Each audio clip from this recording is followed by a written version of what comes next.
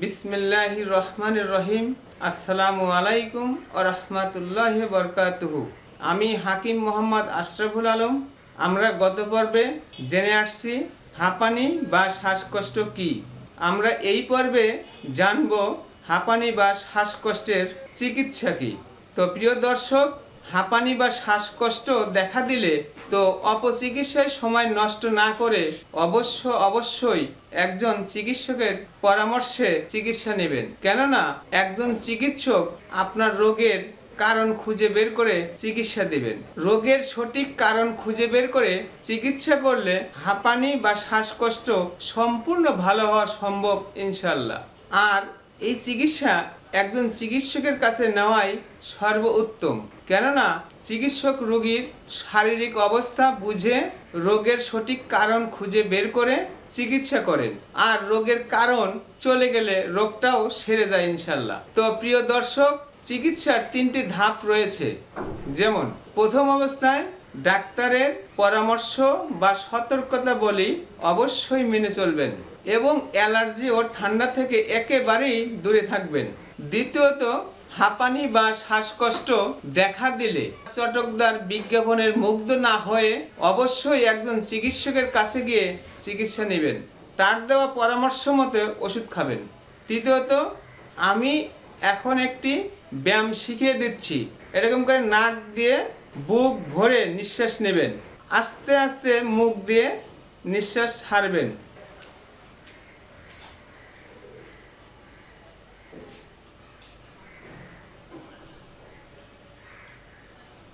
তো দর্শক, আমি যেভাবে নিঃশ্বাস নিলাম এবং যেভাবে ছাড়লাম সেম এইভাবে নাক দিয়া বুক ভরে নিঃশ্বাস নেবেন এবং মুখ দিয়ে আস্তে আস্তে ছাড়বেন।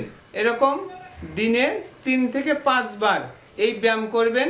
হাঁপানির প্রথম অবস্থায় বাসক পাতা 2 থেকে 3 গ্রাম পাটায় পিষে সামান্য মধু বা চিনি মিশিয়ে চেটে খেলে হাঁপানি বা শ্বাসকষ্টের আরাম হয়। আদা কুচি কুচি করে কেটে অল্প একটু সন্দক লবণ মিশিয়ে চিবিয়ে খাবেন 1 মাস। হাঁপানি বা শ্বাসকষ্টের অনেকটাই উপকার পাবেন। আদার রস 2 চা চামচ, মধু 2 চা চামচ একসাথে মিশিয়ে প্রতিদিন সকালবেলা খালি পেটে খাবেন 7 থেকে 15 দিন। 4 থেকে 5টি লবঙ্গ 1.5 কাপ পানিতে জাল করে 1 কাপ হলে ছেঁকে মধু বা চিনি মিশিয়ে চায়ের মতো খাবেন দিনে 3-4 বার। যাদের হাঁপানি বা শ্বাসকষ্ট আছে প্রতিদিন খাবারের সাথে অবশ্যই কালো জিরা ভর্তা খাবেন। রং চায়ের সাথে 1/2 চা চামচ কালো জিরার তেল মিশিয়ে দিনে 2 থেকে 3 বার খাবেন। তো দর্শক, আসুন সর্বশেষে আমরা জেনে নেই পরামর্শ বা সতর্কতা। যাদের শ্বাসকষ্ট বা হাঁপানি আছে তারা এই রোগের কষ্ট এড়াতে বিশেষ সতর্কতা অবলম্বন করবেন। যেমন শুষ্ক খোলামেলা যথেষ্ট পরিমাণ আলো বাতাস আছে এরকম ঘর বা পরিবেশে বসবাস করবেন। স্যাঁতসেঁতে পরিবেশে একেবারেই বসবাস করবেন না, কেননা স্যাঁতসেঁতে পরিবেশ থেকে অনেক প্রকার রোগের সৃষ্টি করে। ঠান্ডা থেকে একেবারেই দূরে থাকবেন।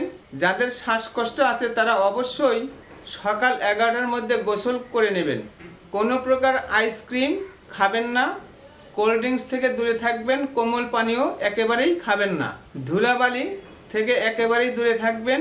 নাকে মাস্ক বা রুমাল ব্যবহার করবেন। পুষ্টিকর খাদ্য অভ্যাস গড়ে তুলবেন।